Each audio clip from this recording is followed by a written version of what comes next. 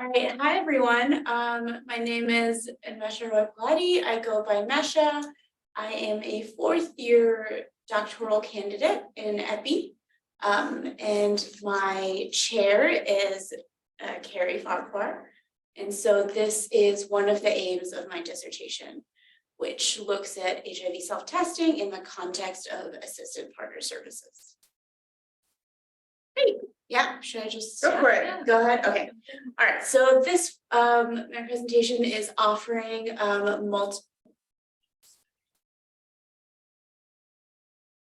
multiple HIV self-testing kits as an incentive for HIV testing in Western Kenya.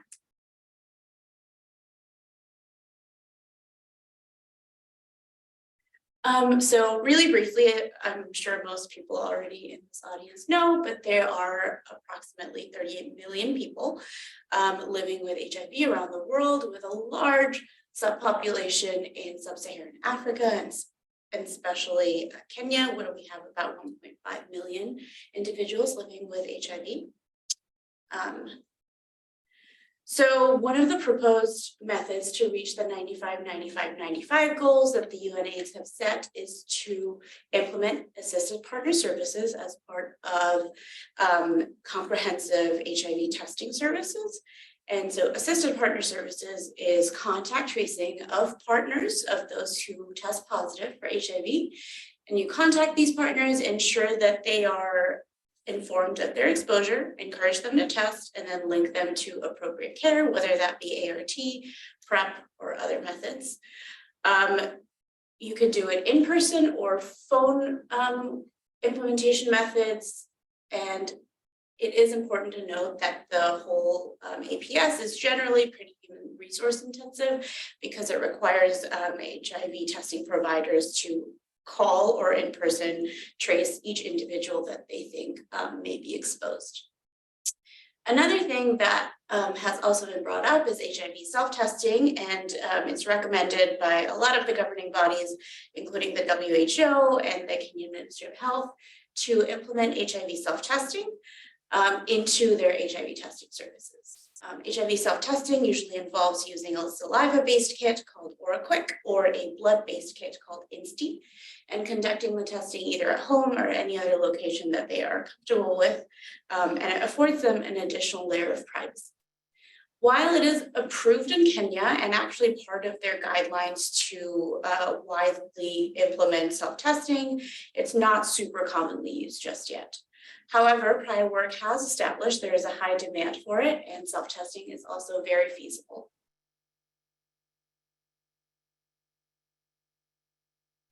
So behavioral economics is a concept that applies key principles from psychology and economics to address obstacles to behavior change. Now, behavioral economics principles are implemented in a whole host of different health conditions, and similarly in HIV testing and other aspects of the HIV care continuum. So specifically, incentives are a way to address what we call present bias behavior, which is when individuals are more likely to put emphasis on what's happening now as opposed to potential benefits or losses in the future. So there are two kinds of incentives. There's monetary and non-monetary. So monetary incentives are essentially paying people to change their behavior. And it is successful in many research settings, though the Kenyan Ministry of Health has expressed some concerns about sustainability. Can you always keep paying individuals long-term to change their behavior? This is where the non-monetary comes in, and there are actually mixed results in the literature as to how successful it is, but it has not previously been tested in APS settings. A few examples of non-monetary incentives are providing grocery coupons or movie tickets, things like that. So they're not directly money, but they are some kind of reward to exhibit this desirable behavior. In our previous study, which was scaling up assisted partner services Kenya, we have received quite a few unofficial requests by partners for more HIV self-testing kits.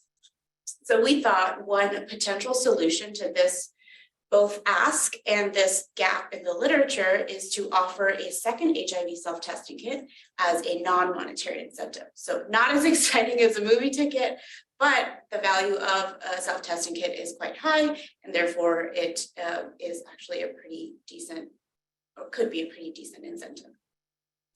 So this leads us to the research question of what is the effectiveness of offering multiple HIV self-testing kits as an incentive to increase HIV testing uptake among sexual partners of people living with HIV participating in APS in Western Kenya. That's a mouthful. So I'm going to go right into explaining what our study really was. So we had 24 healthcare facilities in Kisumu and Homa Bay counties of Kenya. 12 of those sites were control sites and 12 were intervention sites. The 12 sites offered standard APS, and I will go over the procedures of what standard APS and the intervention looks like in a few slides. And then the intervention site, 12 sites offered APS plus HIV self-testing or APS HIV self-testing and the incentive of the additional kit. The study design is a nested single crossover study within a cluster RCT, a randomized controlled trial. And so March to December of 2021, which was the first approximately 6 months of the study, the intervention sites offered a single HIV self-testing kit. And then in the second, approximately 6 months from December 2021 to May 2022, intervention sites offered 2 HIV self-testing kits. There was one-to-one randomization, and the sites for the control and intervention were stratified by urbanity, HIV testing volume, and previous APS performance. This is what a diagram of what the study looked like visually. So we started off with the 24 study sites, and 12 of them were randomized to control, 12 of them to intervention. And the pre-implementation period is what we're calling the first 6 months of March to December 2021. So all of our 12 control facilities were providing standard APS, and then our intervention facilities were offering APS plus HIV self-testing, including 1 kit offer.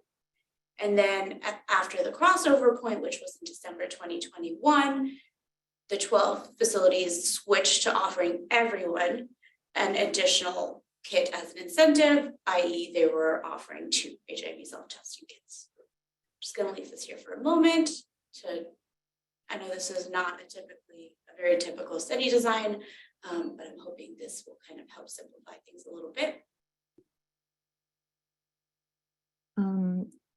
Mesha, can I ask a question? Of course. So when you say you offer 2 HIV testing kits, are they supposed to do one consecutively after the other, or they have an option of choosing the saliva-based or the blood-based kit? That's a great question. So during the period that our study was active, there was a shortage of the blood-based kits. So we actually ended up giving everyone OraQuick. So that was not really an option, but the offer was for up to 2 kits. So they could take 1 kit or 2 kits. And we actually encourage folks to use the second kit to test with someone else. Okay. 2 kits. And I do offered, yeah. Okay. Thanks. Sure. Any other questions? The eligibility included, the inclusion criteria was both male and female sexual partners and their elicited partners of index clients that visited our study sites, tested positive for HIV, and were offered APS. The main exclusion criteria included pregnant women, those under the age of 18, and any kind of IPV or intimate partner violence experience within 1 month of enrollment. Now, to go a little deeper into our study procedures, so we had our index clients presented to one of our 24 study sites, and they were consented into APS. Based on that, we elicited any partners that they have had any sexual partners that they have had in the past 3 years. We actually also asked for drug injecting partners, but there was a very minimal amount of those partners that were reported, so it was mainly sexual partners. Then the partners of the partners that were elicited were contacted by not our study staff, but HTS provider, notified of their potential exposure. Most of these contact tracing was via phone. However, after 3 phone calls, if they were not reached, they were contact traced in person up to 3 attempts. When the partner consented to APS, they were included in the study, and based on whether they're in the intervention or control arm, they were offered either, if they're in the control arm, they were encouraged to come into the study site for HIV testing in person, or offered for someone to go test them in their home.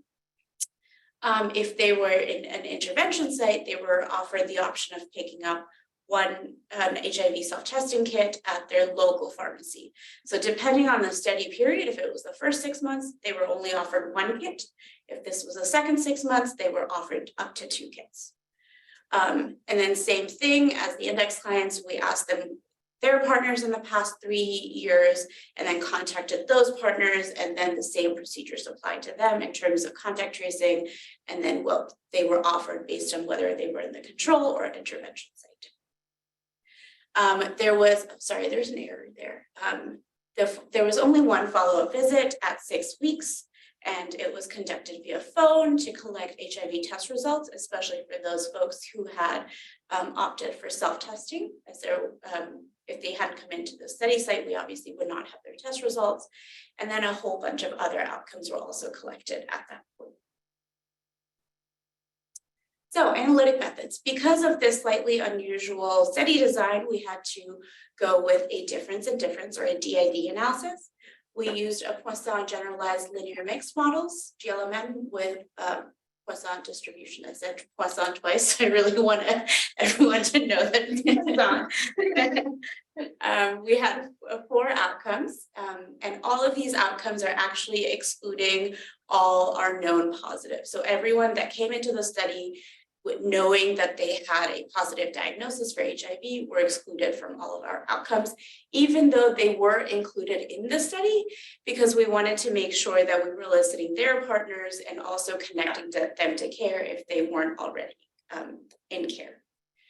So first outcome was HIV testing. Second outcome was HIV testing for the first time, then new HIV diagnosis, and finally linkage to care.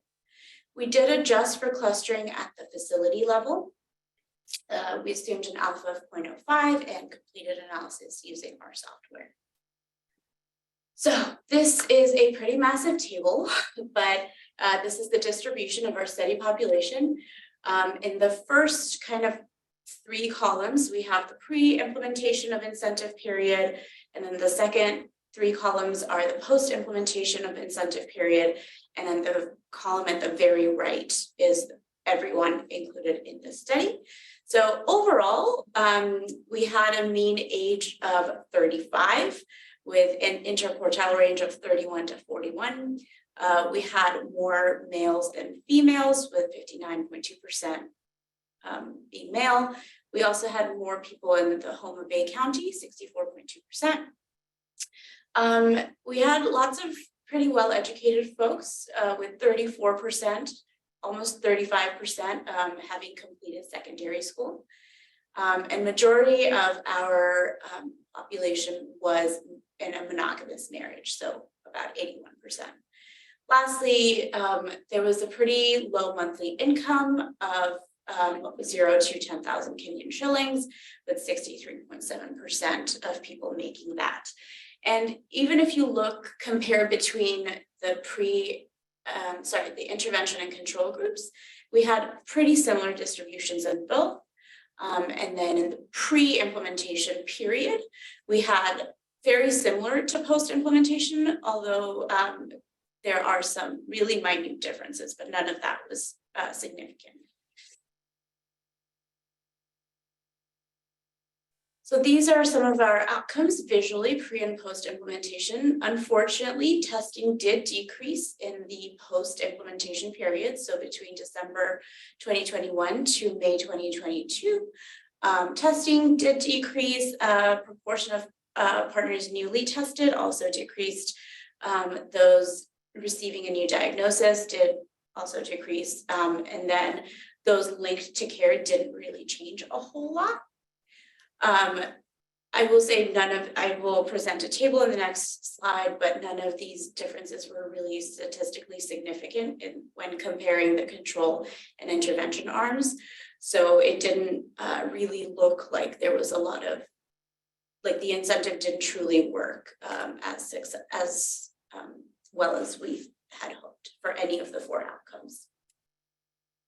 When you look at the DID, the difference in difference of the relative risks, you could see that for HIV testing for the first time, it was slightly higher, though again, not statistically significant, but this is 1.23 is much higher than any of the other differences. So overall, you can see from these numbers that there was a decrease in testing and all of these outcomes in the post-implementation period in general. And we are still exploring why that dip occurred. It is important to note, of course, that during that period of time, there were a lot of healthcare worker strikes. And then also, there was one more thing. It's probably my discussion. Anyway, I will get to it in the discussion, but there are probably some pretty salient reasons for those decreases overall. So some of the incentive outcomes that we explored, so of those who were offered the self-testing kits, about 34.3% actually opted and picked up 2 kits. Out of those folks, almost 72% said that the second kit did serve as an incentive to get HIV tested. So it served the purpose that we were hoping it would. About 77% of those folks either tested someone else, themselves, alongside someone else, or helped someone else test. So it turned into quite a communal activity, which was encouraging.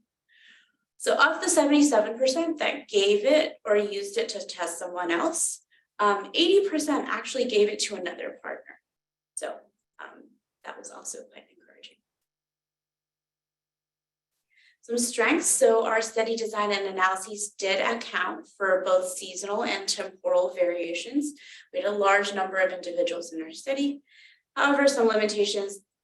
24 clusters is actually considered a pretty small number of clusters. The intervention was implemented at the cluster level, which may have been impacted due to staff attrition based on Ministry of Healthcare needs. So sometimes they were shuffled around among different sites. And then healthcare worker strikes at both county and individual clinic levels may have led to recruitment during certain recruitment issues during certain periods, specifically in the second half of the study.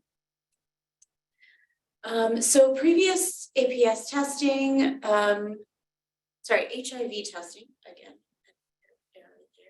diagnosis and linkage rates were all over 95%. So it's kind of difficult to improve on an already really successful APS program.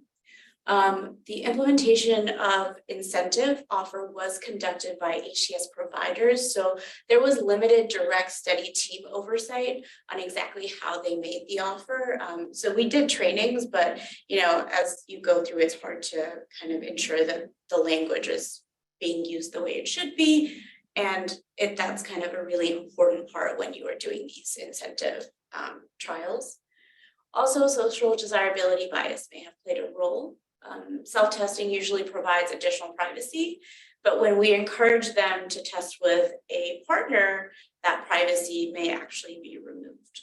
So, on the other hand, there are changing norms around HIV testing.